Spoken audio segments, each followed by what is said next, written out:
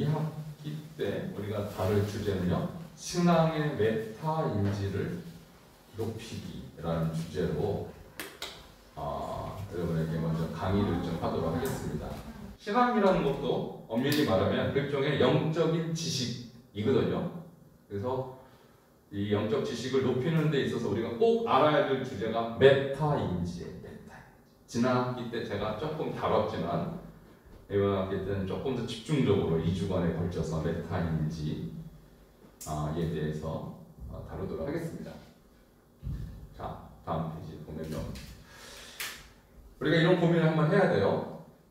예전에 이 질문을 누구한테 하면 청년들이 했어요. 왜 교회 청년들이 교회를 떠나는가? 근데 이제는 청년이 아니고 학생들로 내려왔어요. 학생들, 중고등부 학생들이 왜 교회를 떠나? 이렇게 질문을. 이제 코로나 되면요, 왜 주일학교에 애들이 교회를 떠나? 이렇게 질문이 나올 거예요. 이거에 대해서는 이미 오래된 주제입니다.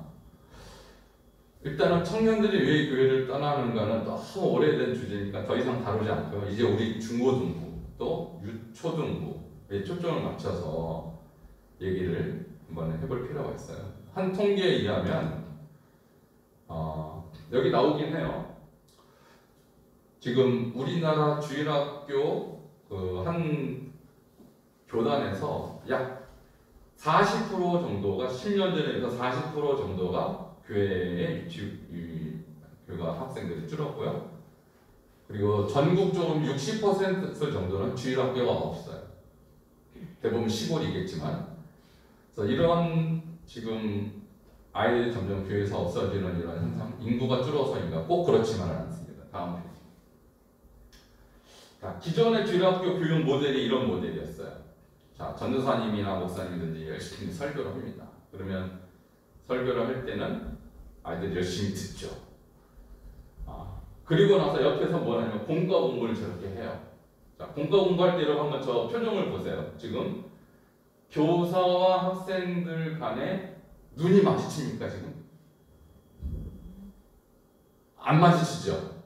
여러분 여기에 우리가 초점을 맞춰야 돼요. 설교도 지금 저 전도사님인지 목사님인지 열심히는 하긴 하는데 저분만 말하고 아이들은 그냥 듣는 입장이라는 거예요. 듣기만 합니다. 그리고 공과 공부도 지금 아이들은 각자 자기 교재를 가지고 뭘 하고 선생님들은 그냥 어떻게 하는지 가르쳐주고 선생님과 아이들의 인터액션이 없는 거예요. 서로 간에. 커뮤니케이션이 없이 일방소통으로 가는 모델이 지금까지의 주일학교 교육 모델이었어요. 다음. 자, 그래서 아이들에게 물어봤어요. 공과 공부가 재미있냐? 재미없대요. 그럼 어떤 면에서 재미없냐?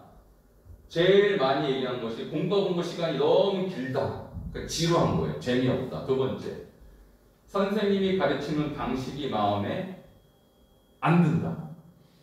선생님 혼자 얘기하고 아이들은 듣기만 하는 거예요. 세 번째, 공과 공부 시간에 배우는 게 없다. 자, 이런 방식으로 계속 주일학교 교육은요, 아무런 비판 없이 그렇게 쭉 흘러왔어요. 저도 그렇게 배웠고 또 우리 간석중앙교도 그렇게 해왔을 거예요. 전도사님이든지 누가 설교 쭉 하고 공과 시간에 선생님이 쭉 얘기하면 아이들은 듣고 뭐 만들기 하고 그냥 간 거예요. 그러니까 애들이 뭔가를 배웠을 것 같이 생각을 한 거예요. 누가? 교역자와 교사들은. 그런데 실제로 아이들은 재미가 없다. 배운 게 없다. 선생님 가르치는 방식이 마음에 안 든다라는 평가가 대부분이라는 거예요. 대부분. 의미 있었다. 정말 많은 걸 깨달았다. 이렇게 말하지 않는다는 거. 아이들. 이 방식을 우리가 고집할 이유가 없다는 거예요. 그리고 이렇게 가서도 안 된다는 거죠. 다음. 그래서 아이들에게 물어봤어. 왜 교회를 떠났니? 교회 왜 안 다니니? 라고 물어보니까 30%가 꼭 교회 갈 이유가 없어요. 라고 대답한 거예요. 자, 그렇게 열심히 가르쳤는데 전도사님과 교사들이 내가 교회를 갈 이유가 모르겠습니다. 그리고 두 번째, 공부 때문에 바빠서. 그러니까 신앙교육에서 받은 자극이 자기가 학교 공부를 하는 것보다 중요하다고 여기지 않는 게 대부분. 그죠? 50%가 넘죠? 56%. 개인적 이유. 나 바빠요. 그래서 교회 못 나가겠어요. 열심히 가르쳤는데. 그렇게. 그러니까 우리가 신앙 교육을 했다고 하지만 그것은 철저히 신앙 교육자의 입장이고 피교육자의 입장에서는 나 별로 배운 거 없어요. 별로 안 중요하게 여겨져요. 전도사님 설교하는 거, 우리 공과 시간에 선생님들 가르치는 말 별로 제 인생에 도움 안 됐어요. 이런 반응이 대부분이에요. 자, 그 다음 그 결과 예장 통합 그러면 우리나라 3대 교단 중에 하나입니다. 감리교, 장로교, 성결교 중에서 장로교 중에서 장자교단이라고 나름 얘기하는 큰 교단인데 10년 만에 거의 60% 정도로 추락했죠. 9만 명에서 한 5만 2천 명 이렇게 팍 추락했죠. 이게 인구가 줄어서도 있지만 아이들이 안 나가는 거예요. 재미없다. 배우는 게 없으니까. 그러니까 부모 등에 떠밀려 가는 애들인 가지만 나이가 들면 중고등부 청년 되면 더 이상 안 나간다. 이것이 대부분의 패턴이라는 한국 교회의 주일학교 패턴. 자, 뭔가 좀 심각하게 더 이상 이 반복되는 잘못된 방향을 중단시켜야 되지 않겠어요? 근데 아무런 비판 없이 똑같은 모델로 계속 갑니다. 계속 가요. 네, 다음 페이지. 그리고 코로나 이후 신앙생활 변화에 대해서 이제 최근에 통계가 나왔는데 이쪽 군청색은요 코로나 이전보다 내가 더 열심히 한다라는 비율이고 그 파란색은 비슷하다 예전 코로나 이전보다. 그리고 저기 하늘색은 예전보다 좀 줄었다 나의 신앙 열심히. 그리고 저 회색은 아예 안 한다 신앙생활. 이제 예전에 좀 했지만 대부분 보세요. 한 50% 가량이 예전에는 했지만 지금은 안 한다고, 아니면 예전보다 줄었다. 그래서 약 80%, 70에서 80%는 코로나 이후에 신앙이 다 붕괴됐다. 이것입니다. 성인들뿐만 아니라 이거는 이제 모든 아이들, 성인들 다 종합한 결과인 것이죠. 그러니까 지금 그런 상태에서 주일학교 교육을 다시 일으키는 것이 예전에 주일학교 했던 거하고는 전혀 다른 양상인 것이죠. 여러분 오늘도 보세요. 교사들 중에서 안 나오신 분들 계시잖아요. 근데 개인 사정이 있겠죠.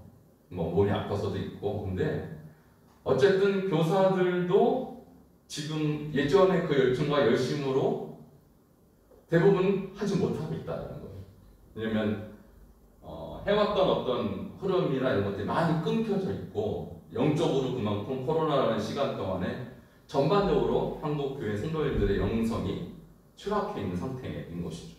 여기에서 다시 뭔가 일으키는 것은 상당한 열심이 또 요구가 되는 거예요. 다음.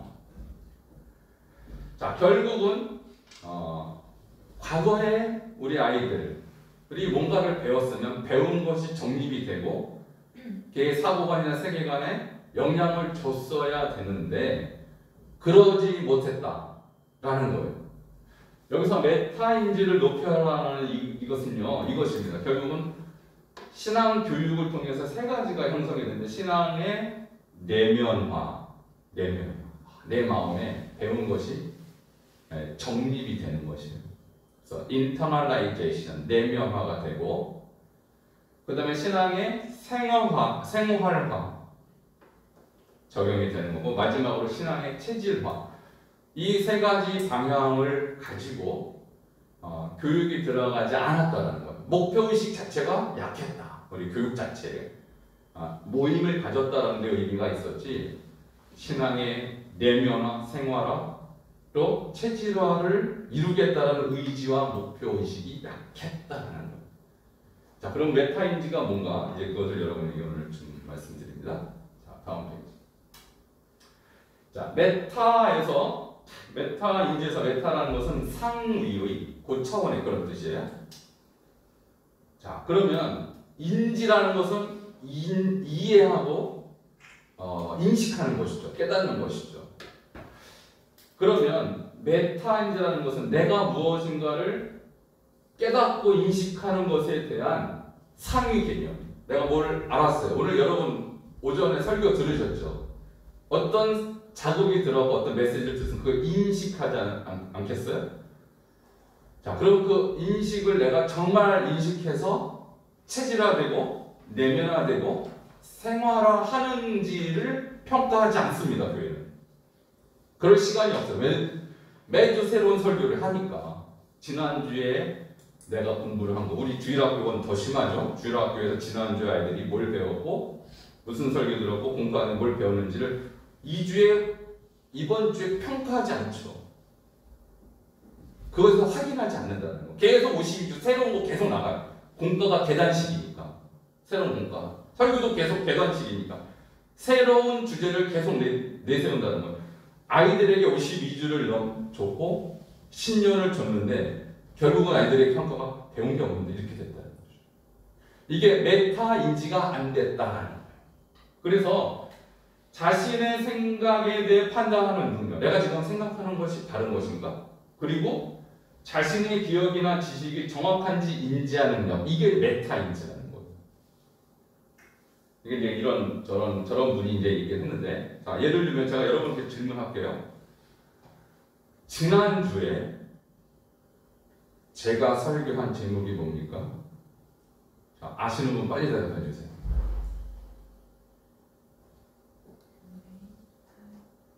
크게 얘기해 주세요. 지난주에 제가 설교한 제목이 뭐냐고요?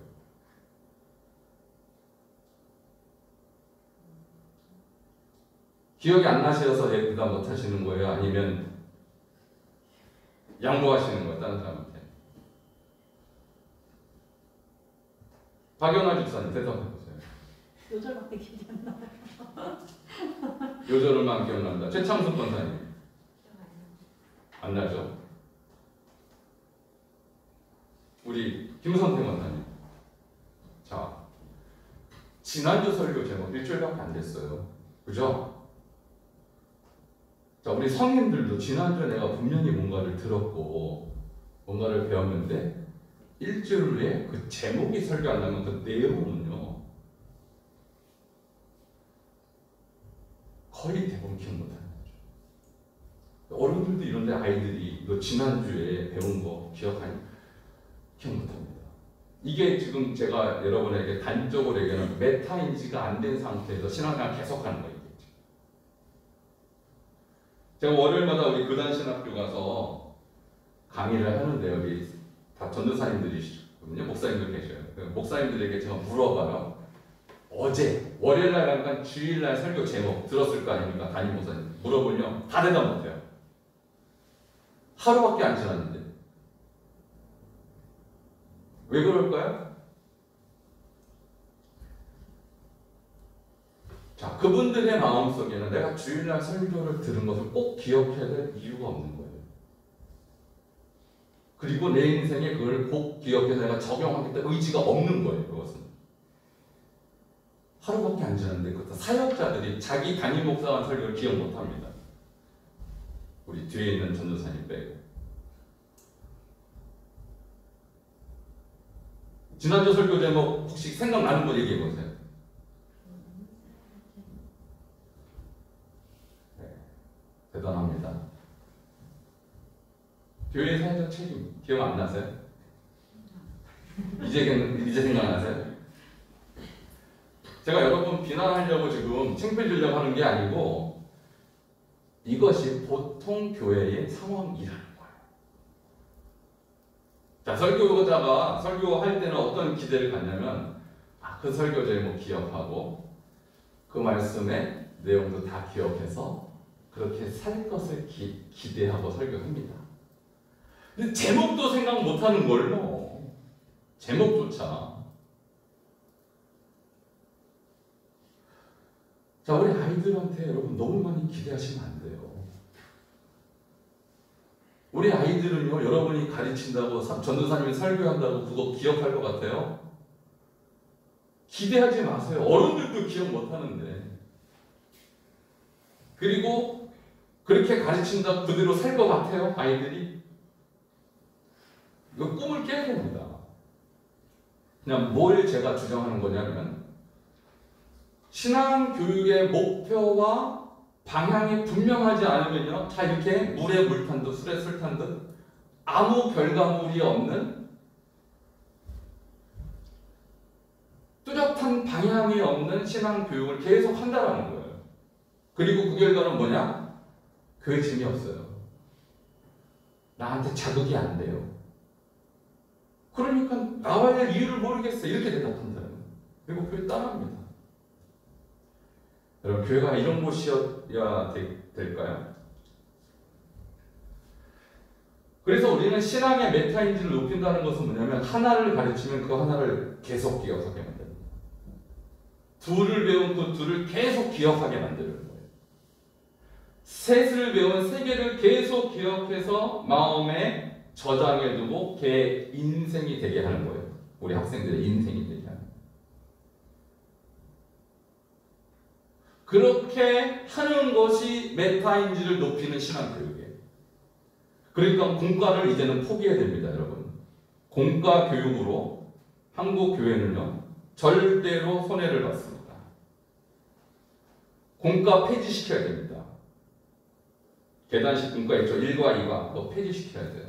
그거 갖고는 이미 끝났어요. 안 된다는 결론이 났어요.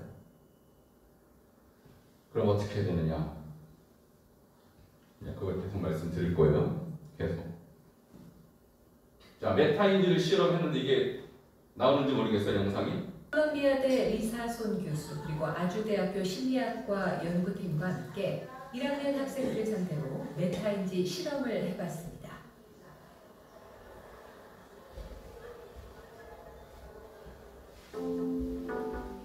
컴퓨터실로 들어오는 학생들.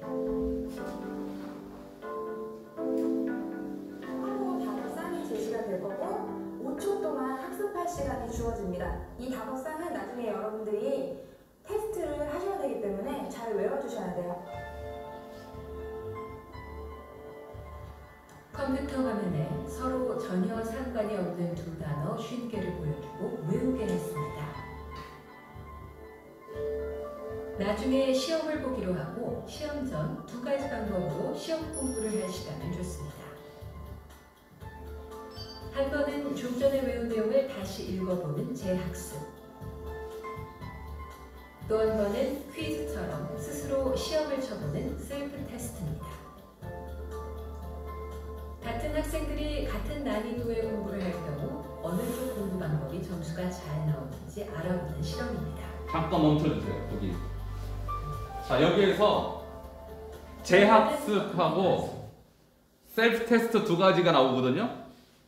그러면 재학습이랑 그냥 보는 거예요. 눈으로 똑같은 내용을 보는 거고, 셀프 테스트는 내가 한 번 눈으로 본 거를 시험을 스스로 쳐보는 거예요. 내가 만나텐이나. 어떤 게 더 좋은 결과가 나왔을까요? 셀프 테스트? 재학습? 보죠. 보면 안 됩니다. 그냥 너무 쉽게 이해만 하니까 자신이 올라가요. 그럼 이거 너무 잘 배우고 있다니까. 그래서 그걸 계속 하는 거예요. 근데 이제 인문성이 생겨. 더 앞에. 오케이. 한 번은 좀 전에 외운 내용을 다시 읽어보는 재학습. 또 한 번은 퀴즈처럼 스스로 시험을 쳐보는 셀프 테스트입니다. 같은 학생들이 같은 난이도의 공부를 할 경우 어느 쪽 공부 방법이 점수가 잘 나오는지 알아보는 실험입니다. 결과는 어떻게 나왔을까요? 재학습은 43점, 셀프 테스트는 53점이었습니다. 셀프 테스트가 10점이나 높게 나왔습니다. 셀프 테스트를 통해 자신이 아는지 모르는지를 확인하는 메타인지 과정을 거치는 것만으로도 점수가 10점이나 올라간다는 얘기입니다.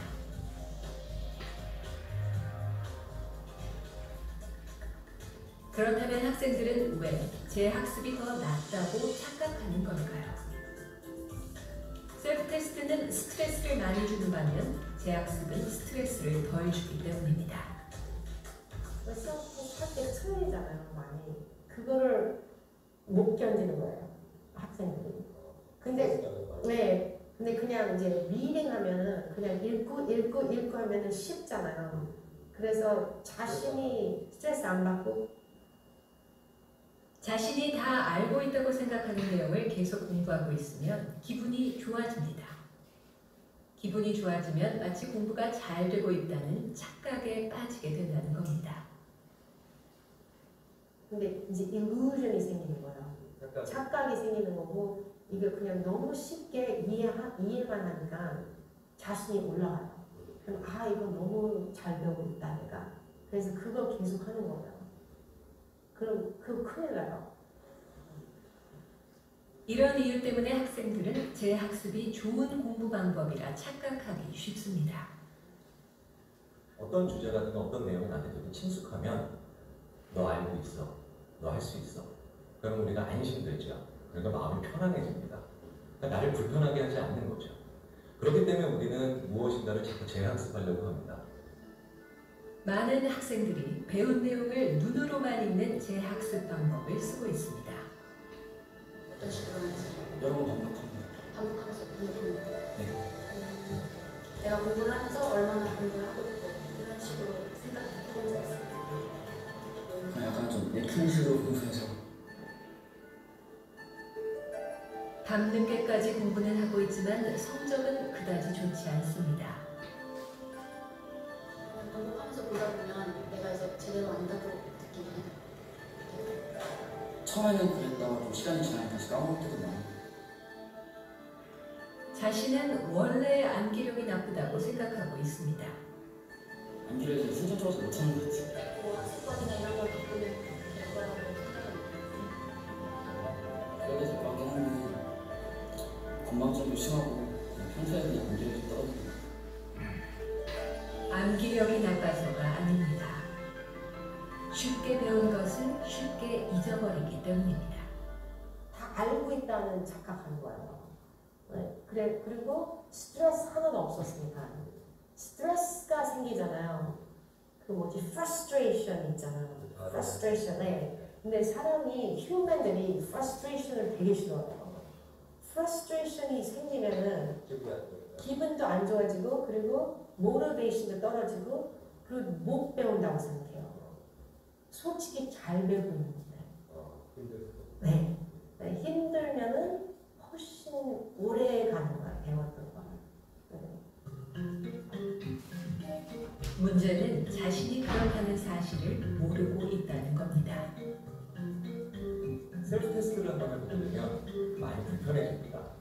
그런데 이 불편감이라는 것을 느끼는 게 굉장히 중요합니다. 왜냐하면 이제 무엇을 해야 되고 어디가 부족한지를 알 수 있게 되는 것이거든요.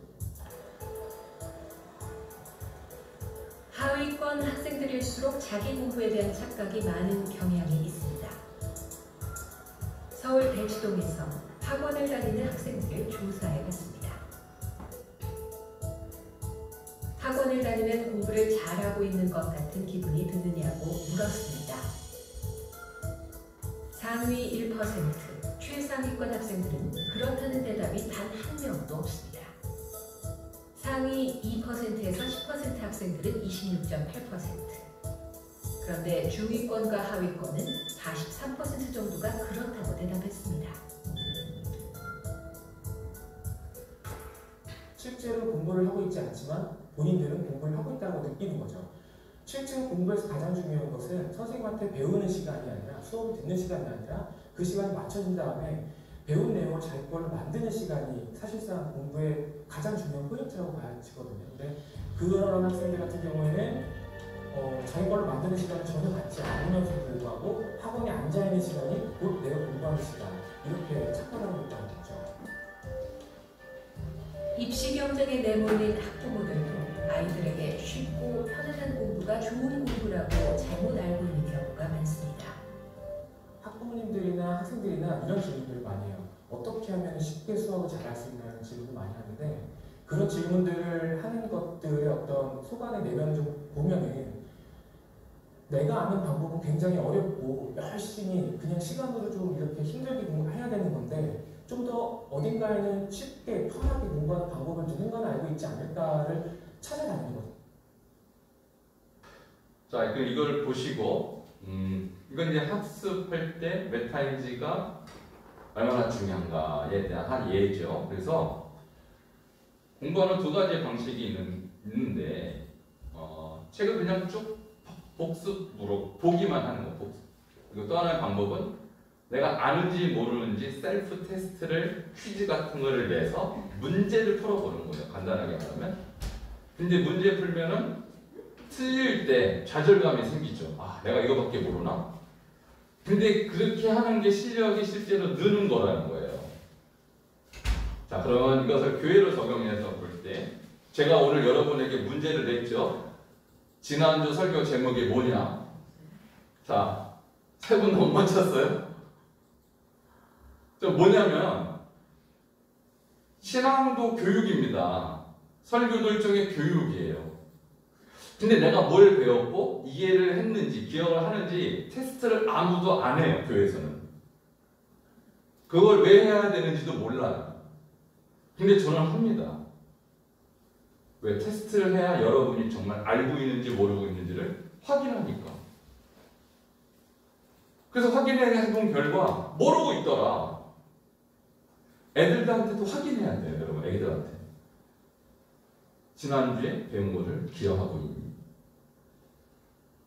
여러분 기억 못하는데 오늘 또 한 거면 그 다음 주에 기억할까요? 기억 못하거든요. 이것이 1년, 10년 가봐야 의미가 없는 거예요. 이 교육은. 특별히 교회라는 것은 시험이 없기로 유명한 곳입니다. 자, 장로고시가 있죠. 권사님도 시험 보시죠. 권사고시가 있고 집사는 없는 걸로 알고 있는데 나머지는 아예 시험이 없어요. 자, 가장 메타인지가 안 되는 집단 교회입니다. 주일학교도 그렇고 중고등부 청년회 어른들 얘기까지 확인할 이유가 없어요. 근데 그래도 학교는 시험이라는 걸 보기 때문에 확인을 해야 되는데 내가 아는지 모르는지. 근데 시험 볼 때는요, 아이들이 내가 어느 정도 안다라고 생각하는데 그것이 착각이라는 거예요. 모르는데 내가 몇 번 봤으니까 볼 때는 알았지만 시험 볼 때는 실제로 모르고 시험 보는 거. 이것이 메타인지가 안 돼서 그런 것이거든요. 그래서 신앙의 메타인지를 높이려면 세 가지 셀프 테스트를 해야 돼요. 우리가 교회 안에서 세 가지입니다. 나는 배운 말씀을 얼마나 이해했나? 얼마나 이해했나? 두 번째, 배운 말씀에 대해 이해되지 않는 부분은 무엇인가? 들었는데 아까 그 말씀 무슨 말인지 모르겠는데요. 질문하지 않아요. 질문할 기회를 주지도 않고 시간도 없고. 세 번째, 나는 배운 말씀대로 실천하고 있는가? 이런 세 가지를 나에게 매주 테스트를 해야 됩니다. 이렇게 할 때 아이들의 뇌 안에, 마음 안에 말씀이 들어가는 거예요. 그것이 오래 저장이 되는 거예요. 자, 이런 질문을 주일학교에서 하지 않습니다. 근데 언제 해야 되냐면 공과 때 해야 돼요. 공과 때. 그래서 어쨌든 코로나 기간 동안에 제대로 된 주일학교 운영을 할 수 없었기 때문에 공과도 못했고 뭐도 못했고 못했는데 오히려 이것이 전화위복이 되어서 이제 새롭게 주일학교를 개학을 할 때는 바로 이 모델로 메타인지를 높이는 셀프 테스트 모델로 가야 된다라는 것이죠. 그래서 교사들이 할 일은 뭐냐? 전도사님은 설교를 해야 되지만 교사들은 설교를 해서는 안 됩니다. 교사들은 질문만 해야 됩니다. 전 선생님 한 말을 이해했니? 이해 안 된 건 뭐니? 그리고 너는 한 주일 동안 지난주 말씀을 실천했니? 자, 이것만 계속 질문하는 거예요. 그래서 질문하고 답하고 질문하고 답하는 것이 메타인지를 높이는 방법이에요. 자, 다음 페이지. 그래서 메타인지란 결국 뭐냐? 나를 관찰하는 능력이에요. 내가 지금 신앙을 제대로 갖고 있는지 안 갖고 있는지. 그 진짜 내 모습을 계속 관찰하는 능력. 그래서 우리가 예배 때 말씀을 들을 때는 누구나 다 똑같은 모습으로 예배를 드려요. 그래서 저번 말씀을 들었다. 그러나 그분 안에 말씀이 들어갔고 안 들어갔고는 아무도 모르는 거죠. 여러분만 아시는 거예요. 그래서 지난주 설교 제목을 물어보니까 안 들어가 있다. 지금 현재 들어갔지만 사라진 거죠. 일주일 만에. 여러분 실망하지 마세요. 우리 전도사님들, 목회자들도 어제 들은 설교 제목 말하시면 대답 못하고 있어요. 자, 설교자든지 설교를 듣는 사람이든지 내가 꼭 기억해야겠다는 의지가 없으면 일어나는 현상입니다. 바로. 자, 다음 주에 제가 이제 한번 더 모이면 그때 또 물어볼 거예요. 미리 제가 얘기했으니까 대답하실 것 같죠? 다음 주에. 미리 여러분. 자, 한번 예방주사 맞았으니까 글쎄요. 다음 주만 보도록 하겠습니다. 정말 대답할 수 있을지. 깜빡 까먹거든요. 또. 자, 다음 페이지. 메타인지가 가장 확실하게 개발되는 방법은요. 들은 것을 말로 표현해보고 알아요. 들은 것을. 그래서 우리가 학교에서 영어를 다 배우죠. 중학교 때 영어를 배우는데 자, 배웠습니다. 그러니까 영어 할 줄 알아요? 못해요. 배웠는데 왜 못하죠? 안 해봤으니까. 듣기만 했으니까. 그래서 저도 중학교 때부터 지금까지 영어를 계속 공부하고 했는데 한국처럼 영어 못하는 나라 없다고 그래요. 한국, 일본이 세계에서 영어 제일 못하는 나라예요. 두 나라. 자, 이 사람들의 특징이 뭐냐? 공부를 가장 많이 하는 나라예요. 영어를. 근데 뭘로 하냐? 책으로. 눈으로만 봐요. 리딩 잘합니다. 해석도 잘해요. 근데 말을 못해요. 왜? 책으로만 배우니까. 그래서 외국인 만나면 가장 말을 못하는 나라, 영어, 한국하고 일본. 자, 그러니까 메타인지라는 것은 내가 아는지 모르는지 글로 볼 때는 아는 것 같지만 말이 안 나오죠? 말이 안 나와요. 여러분도 영어 배우셨지만 미국 사람 만나면 괜히 말이 안 나와요 그러죠? 왜 안 나오냐고 안에서 안 나오는 거예요. 그 말을. 그래서 아는 것은요. 내가 말로 설명해서 아는 것은 각인이 되는 거고 모르는 것은 재인지 시켜야 돼요. 모르는 거. 자, 질문했습니다. 지난주 설교 제목 몰라요? 재인지 시켜주는 거예요.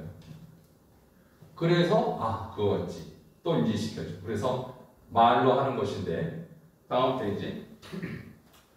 이거 지난기 때 제가 말씀드렸던 거예요. 가장 효과적인 학습 방법은 이미 교육학에서 다 나온 겁니다. 이것은 학습 피라미드인데요. 여기에서 가장 안 좋은 방법이 강의 듣기예요. 자, 듣고 갔더니 기억에 남는 비율이 5%밖에 안 됐어요. 자, 전형적으로 교회가 딱 그렇습니다. 설교 듣고 가죠. 자, 그러면 5%밖에 기억 못하는 거예요. 제목도 생각 안 나요. 그리고 쭉쭉쭉쭉 내려가서 가장 좋은 학습 방법은 설명해보기, 들은 거. 이건 90%까지 생각이 나요. 그래서 실제로 서로 설명하는 방법으로 교육 방법을 채택을 하면요. 듣기만 하는 거에 16배 효과가 있어요. 어마어마한 효과가 있죠. 자, 이것을 유대인들이 하브루타라고 해요. 하브루타. 토론 학습. 그래서 본과 공부는요. 하브루타를 하는 거예요. 티칭이 아니고 토론해야 돼요. 그렇게 해야 90%까지 학습 효과가 올라가기 때문에. 자, 설교도 듣기만 하죠. 공과도 듣기만 하죠. 5%밖에 안 남고요. 아이들은 나중에 재미없어요. 그러면. 자, 그래서 오늘 우리가 할 것도 지금 여러분이 지금 듣기만 하시잖아요. 재미없죠? 자, 그래서 여러분도 오늘 이제 하브루타를 하는 겁니다. 자, 서로 설명하는 거를 하면 여러분이 얼마나 이해했는지를 이제 서로 알 수가 있는 것이죠. 다음. 에빙하우스의 망각 곡선을 보면요. 우리의 망각 곡선은 10분 후부터 망각되기 시작해요. 들었는데 10분 후부터 망각되는데 1시간이 지나면 50% 까먹습니다. 1시간. 그리고 일주일이 지나면 하루가 지나면 70% 까먹고요. 그리고 일주일이 지나면 약 75% 이렇게 까먹죠. 그러니까 지난주에 뭘 들었냐 제가 물어봤을 때 대답 못하는 것은 당연하죠. 한 25%밖에 기억이 안 남거든요. 그러니까 한 달 지나면 80%. 자, 이런 패턴으로 우리가 매주 다 까먹고 나서 교회 오는 거예요. 지난주에 들은 걸. 그리고 또 들어요. 또 까먹어요. 이것이 다람쥐 쳇바퀴 돌도 계속 반복돼서 결국은 아이들의 마음속에 거의 남지 않는 상태로 시간이 지나요. 그러면 아이들이 나중에 왜 교회에 나와야 되는지 이유를 모르는 거예요. 자, 이것이 지금 우리가 밟아왔던 잘못된 주일학교 교육의 패턴입니다. 일단 제가 여기까지 얘기하겠습니다. 그리고 제가 오늘 여러분에게 강사를 한번 모시도록 하겠습니다. 어린이 강사인데요. 지금 중고등부를 나오고 있는 6학년 우리 학생이 엄마 따라 나오고 있는데 중고등부를 제일 잘해요. 언니들 오빠들보다 더 잘해요. 또 우리 참고로 중고등부는요 공과 공부 없습니다. 공과 공부도 없고 그냥 설교 듣고 아이들이 바로 말해보기, 바로 나와서 들은 걸 바로 말해요. 10명 나오면 10명 다 말하고요. 그리고 나서 그것을 매주 반복시킵니다. 물론 뭐 주일학교도 그런 패턴을 하고 있는데, 그래서 오늘 중고등부는 그런 패턴으로 지금 거의 몇 개월째 계속 해왔죠. 그래서 오늘 발음이는 사실 중고등부의 회원도 아니고 엄마 따라 나왔을 뿐인데 지금 한 서너 달 정도 나왔는데 너무너무 제일 잘해서 오늘 언니들 뭐 보다 우리 발음이의 오늘 시범 강의를 듣도록 하겠습니다. 자, 박수로 환영하겠습니다. 자, 무슨 얘기 하는지 잘 들으세요, 여러분. 긴장하거나 놀라지 마시고 잘 들으세요. 먼저 출애굽기 20장 3절부터 17절 말씀 하도록 하겠습니다. 너는 나 외에는 다른 신들을 내게 두지 말라. 너를 위하여 새긴 우상을 만들지 말고 또 위로 하늘에 있는 것이나 아래로 땅에 있는 것이나 땅 아래 물속에 있는 것을 어떤 형상도 만들지 말며 그것들에게 절하지 말며 그것들을 섬기지 말라. 나 내 하나님 여호와는 질투하는 하나님인즉 나를 미워하는 자의 죄를 갚되 아버지로부터 아들에게로 3세대까지 이르게 하거니와 나를 사랑하고 내 계명을 지키는 자에게는 천대까지 은혜를 베푸느니라. 너는 내 하나님 여호와의 이름을 왕령되게 부르지 말라. 여호와는 그의 이름을 왕령되게 부르는 자를 죄 없다 하지 아니하리라. 안식일을 기억하여 거룩하게 지키라. 엿새 동안 힘써 내 모든 일을 행할 것이나 일곱째 날은 내 하나님 여호와의 안식일인즉 너나 내 아들이나 내 딸이나 내 남종이나 내 여종이나 내 가축이나 내 문 안에 머무는 객이라도 아무 일도 하지 말라. 이는 엿새 동안에 나 여호와가 하늘과 땅과 바다와 그 가운데 모든 것을 만들고 일곱째 날에 쉬었음이라. 그러므로 나 여호와가 안식일을 복되게 하여 그날을 거룩하게 하였음이라. 내 부모를 공경하라. 그리하면 내 하나님 여호와가 내게 준 땅에서 내 생명이 길리라. 살인하지 말라. 간음하지 말라. 도둑질하지 말라. 내 이웃에 대하여 거짓 증거하지 말라. 내 이웃의 집을 탐내지 말라. 내 이웃의 아내나 그의 남종이나 그의 여종이나 그의 소나 그의 낙이나 무릇 내 이웃의 소유를 탐내지 말라. 출애굽기 20장 3절부터 17절 말씀. 아멘. 아멘. 10계명 중 1계명부터 4계명 해석하도록 하겠습니다. 먼저 1계명인 너는 나 외에는 다른 신들을 내게 두지 말라 라는 말씀에서 나는 히브리어로 아니인데 아니는 우리말로 얼굴이라는 뜻입니다. 1계명을 다른 말로 하자면 너는 내 얼굴 외에는 다른 신들의 얼굴을 쳐다보지 말라라는 말인데 이 말씀의 뜻은 이제 다른 신들을 쳐다보지 말고 오직 하나님만 바라보라는 뜻이고 두 번째 계명인 너를 위하여 새긴 우상을 만들지 말고 또 위로 하늘에 있는 것이나 아래로 땅에 있는 것이나 땅 아래 물속에 있는 것을 어떤 형상도 만들지 말며 라는 말씀에서 이제 하늘의 태양의 신 라와 땅의 신 하토르 또 아래로 물속에 있는 개구리 신 헤게트 또 물의 신 오리시스 이렇게 하나님께서는 눈에 보이는 모든 우상들을 만들거나 섬기지 말라고 하셨습니다. 또 세 번째 계명인 내 하나님 여호와의 이름을 망령되게 부르지 말라는 말씀에서 하나님의 이름을 망령되게 부른다는 것은 이제 하나님의 이름을 걸고 거짓 약속이나 맹세를 하고 또 하나님의 이름을 팔며 자기의 유익을 구하는 그런 행위를 말하는데, 하나님의 이름을 망령되게 부르면 하나님께서는 죄 없다 하지 아니하시고 벌을 내리신다고 하셨으니 하나님의 이름을 헛되게 망령되게 부르지 말아야 합니다. 또 네 번째 계명인 안식일을 기억하여 거룩하게 지키라라는 말씀에서 안식일은 네 가지 뜻이 있는데, 첫 번째는 하나님의 창조를 기념하고, 두 번째는 하나님의 구원을 기념하고, 또 세 번째는 생명 존중, 인권 존중을 지키는 날, 또 네 번째는 복이 있는 3일의 날인데요.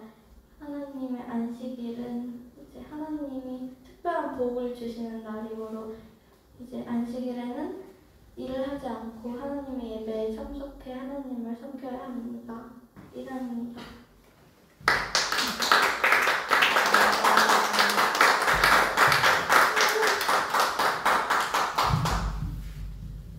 사계명까지만 해석을 했는데요.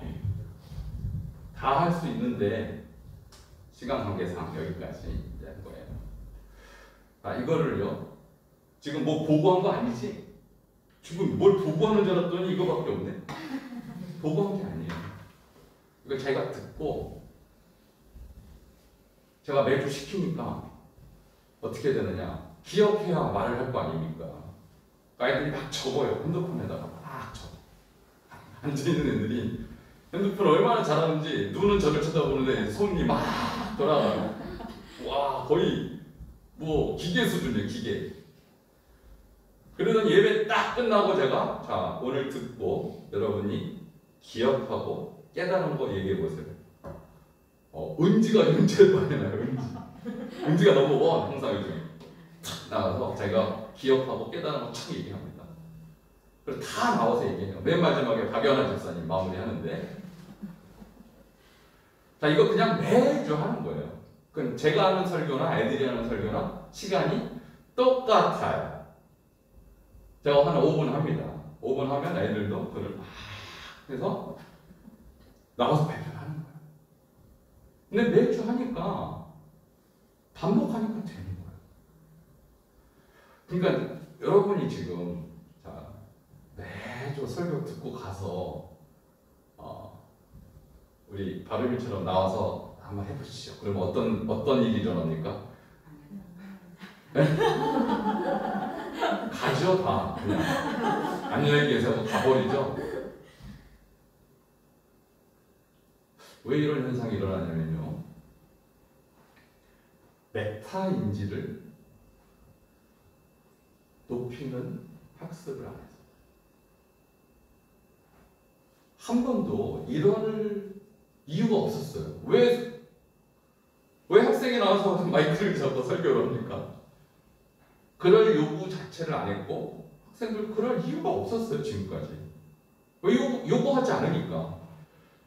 근데 저를 요구해요. 왜 요구하냐? 아니, 제가 얘기를 하고 설교를 하고 가르쳤는데 기억을 아무도 못하더라. 무슨 의미가 있어요? 그게? 그런 목회를 제가 왜 해야 돼요? 아무 보람이 없잖아요. 그죠? 자, 저는 그래서 어떤 교육 방식이든 똑같이 합니다. 메타인지를 높이는 교육을 시킵니다. 그리고 수요일날 우리 바이블 칼리지를 하거든요. 바이블 칼리지를 하는데 똑같아요. 자, 제가 얘기를 합니다. 두 번, 세 번 반복하고 나와서 한번 해보세요. 자, 처음부터 잘하는 분이 어디 있겠어요? 못하죠. 그렇지만 자꾸 반복하다 보면 되는 거예요. 근데 여기서도 아까 나온 이론 중에 하나가 뭐냐면 그렇게 셀프 테스트 안 하고 그냥 듣기만 하고 그냥 눈으로 읽기만 하면 스트레스가 없어요. 그래서 마치 내가 다 아는 것처럼 여겨요. 스트레스도 없고. 여러분, 신앙생활에 스트레스가 있으면 얼마나 힘들겠어요. 그냥 설교 듣고 은혜 받았습니다 하고 가면 끝인데 이 신대영 목사는 스트레스를 줘요. 자꾸. 해봐라. 나보라고. 얘기해보라고. 그거 못 겪는 사람 교회 옮기셔야 돼요. 스트레스 안 받는 교회로. 아, 내가 교회 은혜 받기 위해서 교회를 가는데 아니 담임 목사가 매일 스트레스를 주네. 그럼 교회 옮기셔야 돼. 그런 분들은. 괜찮아요. 교회 옮기셔도 돼요. 근데 이걸 아십시오. 여러분에게는 별로 남을 게 없을 겁니다. 스트레스 안 받는 신앙생활. 여기서 나오잖아요. 큰일 난다고. 그냥 읽기만 하면 그냥 눈으로는 큰일 난다고. 실제로 시험을 볼 때는요. 망하는 거예요. 우리가 시험 본다는 개념이 뭐냐면 결국 주님 앞에 서는 거 아닙니까? 최종 심판이 시험 아닙니까? 그때 주님이 여러분을 시험하셔요. 근데 여러분에게 남는 게 없다. 우리 아이들에게 남는 게 없다. 그 무슨 수로 통과합니까? 그 천국 심판의 시험을. 저는요, 여러분의 영혼을 위해서 하는 거예요. 우리 교회 아이들의 영혼을 위해서. 그리고 우리 교사들의 영혼을 위해서. 여러분, 마지막 날 심판은요, 여기 나와서 마이크 잡고 얘기하는 거고 다 필요할 수 없는 시험이에요. 그때 여러분이 어떤 존재가 될지 저는 두려워요. 그래서 힘들지만 이렇게 신앙생활 하셔야 돼요. 내가 진짜 아는지 모르는지. 내가 정말 말씀을 들었는데 이 말씀을 정말 내가 실천하고 있는지 안 하는지. 그래서 여러분이 설교 들을 때 스트레스 엄청 받을 거야 아마. 제가 계속 행위를 강조하니까. 삶을 강조하니까. 아니 그냥 듣고 그냥 은혜 갖고 돌아가면 되는데 들었으니까 뭔가를 하도록 자꾸 저는 요구하거든요. 뭔가 행동하도록. 스트레스 되시죠? 아 얘기해보세요. 우리끼리니까 지금. 되시죠? 스트레스. 그러니까 제가 설교를 하면 여러분이 은혜 받는 표정이 아니고 스트레스 팍 받고 얼굴 찡그리고 다 알아요. 저도. 그럼 설교하는 자 입장에서 그런 표정 보고 싶겠어요?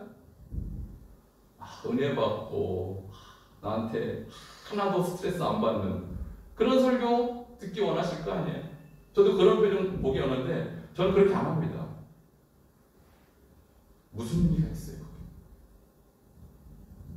결국 여러분이 최종 심판대에서 통과할지 안 할지 여러분 지금 여러분 확신할 수 있어요? 자, 그래서 우리 신앙생활은 항상 두렵고 떨림으로 한 발짝 한 발짝 겸손하게 하는 거지. 내가 다 이미 이룬 것처럼. 그래서 메타인지하고 가장 반대되는 개념이 착각입니다. 착각. 내가 이미 다 아는 것처럼. 내가 이미 교사로서 완벽한 것처럼. 그거 껍데기 다 벗으셔야 돼요. 저도 마찬가지예요. 제가 뭐 목사라고 다 합니까? 제가 계속 배워야 되고요. 계속 껍데기 벗으셔야 돼요. 다른 사람 앞에서는 완벽한 것처럼 자꾸 껍데기를 허물을 자꾸 여러분이 포장하면 안 돼요. 이 자세가 이런 태도가 우리 아이들에게 전달이 돼서 미래가 보이는 것이다. 자, 한 페이지 넘길게요. 안 넘어가요? 자, 이거요. 넘기세요. 네. 오늘 전도사님께 배운 내용 말로 표현할 수 있니? 라고 공부하 시간에 물어보세요. 이렇게. 자, 그러면은 어떤 학생은 네, 우리 바르미처럼 우리 지금 중고등부 애들은 자, 오늘 들은 거 얘기할 수 있으면 바로 튀어나와요. 처음에 아무도 안 나오죠. 근데 한두 번 하는 게 매주 시키니까 어차피 해야 되는구나. 애들이 포기했어요. 지금은 빨리 나와요. 지금 아예. 그 다음 페이지. 자, 유대인과 메타인지가 지금 그 다음 주제인데요. 세계에서 가장 메타인지를 잘 활용하는 국가가 이스라엘이고 유대인. 자, 이 사람들의 학습 방법 보세요. 자, 이 아이가 지금 아빠하고 얘기하고 있죠. 이 아이의 저 눈망울 보세요. 아빠 눈이 뚫어져라 쳐다보죠. 자, 우리는 책이라는 교재를 가지고 이게 매개가 돼서 공부하는 문화입니다. 교과서 문화. 뉴질랜드 물론 성경 읽고요. 많은 그들의 종교 서적이 있지만 누구한테 배우느냐? 사람한테, 특히 부모한테 배워요. 그리고 친구한테 배워요. 친구와 함께 토론하면서 네가 배운 거 얘기해봐. 이게 지금 유대인들이 메타인지를 가장 잘 활용하고 있는 문화입니다. 다음 페이지. 자, 도서관 가도요. 책 보고 고개 쳐박은 사람 하나도 없습니다. 다 사람과 사람이 커뮤니케이션이 일어나고요. 저 오른쪽에 저게 도서관이에요. 도서관. 도서관의 구조가 특이하죠? 자, 두 사람씩 마주보고 공부하는 구조로 돼 있어요. 절대로 혼자 고개 쳐박는 구조가 아닙니다. 공부는요. 입으로 하는 거예요. 입으로. 눈으로 하는 게 아니에요. 입으로 말하지 못하면 모르는 거예요. 주일날 말씀 들은 거 말로 못하면 모르는 거예요. 이게 메타인지의 키워드입니다. 그 결과 유대인이 노벨상 수상한 비율이요. 전 세계 22.3%. 자, 인구는 0.2%밖에 안 돼요. 그런데 노벨상은 거의 22.3%. 경제학상은 42%, 화학상 28%, 물리학상 26% 이렇습니다. 그러니까 유대인들의 뛰어난 탁월함의 비밀은요. 성경 암송하고 그리고 메타인지 있습니다. 그래서 제가 최근에 우리 밴드에다가 올린 영상이 있는데 유대인과 함께 미국에서 공부했던 한 한국 사람이 유대인의 공부 방법을 배우기 위해서 들어갔더니 오전에 아무것도 안 하고 성경만 외우더라. 오전에 성경 암송하고 그거 가지고 토론하더라. 그리고 오후에 비로소 수학이니 물리니 이런 걸 배우더라고 하는 거예요. 근데 그 결과가 이렇더라고요. 그러니까 하나를 배우고 하나를 완벽하게 저장을 시키는 거, 열을 배우면 열을 완벽하게 저장시키는 거예요. 이 학습법. 근데 우리는 학교에서 6년 동안 초등학교를 다 배워도 별로 몰라요. 별로 몰라요. 영어 그렇게 돈 들여서 배웠는데 영어 못해요. 이게 지금 우리가 잘못 가고 있는 학습이죠. 다음 페이지. 그래서 우리가 메타인지를 높이는 본과 공부를 하는 건데요. 자, 지금까지는 여러분이 어떻게 했는지 제가 잘 모르겠는데요. 이렇게 하십시오. 앞으로 첫 번째 감사 나눔을 하십시오. 애들한테 일주일 동안 얼마나 감사한 일이 있었느니. 그러니까 이 공과 공부는 교사들은 최대한 말을 적게 하고요. 아이들을 최대한 말을 많이 하게 하는 게 목표예요. 감사 제목을 먼저 나누고 두 번째 복습 질문하는 거예요. 설교 말씀을 교사가 짧게 요약을 해주고 학생들이 잘 이해했는지 질문하는 거예요. 그 질문을 여러분이 미리 받죠. 전도사님한테 설교문을 미리 받죠. 그러니까 여기서 뭘 질문해야겠다. 질문을 여러분이 만들어 오셔야 돼요. 물론 질문을 줄 수도 있지만 여러분이 창의적으로 읽고 여러분 스스로 만들어 오셔야 아이들과 커뮤니케이션이 깊이 일어나요. 여러분이 궁금한 거를 물어보셔야 돼요. 그리고 아이들이 그러면 배우고 깨달은 것을 자 지금까지는 공과 책이라든지 이런 게 있었죠. 앞으로는 공과 책이라는 거 없습니다. 공과 노트가 있죠. 노트는 조그만 핸드 노트 같은 거를 이제 교회에서 일괄적으로 구입을 하면 좋겠어요. 구입을 해서 너희들이 오늘 배운 것을 정리해봐. 우리 중고등부는 노트가 아니고 자기 핸드폰 안에 다 저장시켜놓고 매일 제가 시키니까 한 번 또 보고 나와서 하고 이렇게 해요. 노트가 핸드폰 안에 있는데 아이들한테는 핸드 노트를 준비하면 좋겠습니다. 그래서 배운 것을 글로 정리하고 자신의 말로 돌아가면서 표현하더라고요.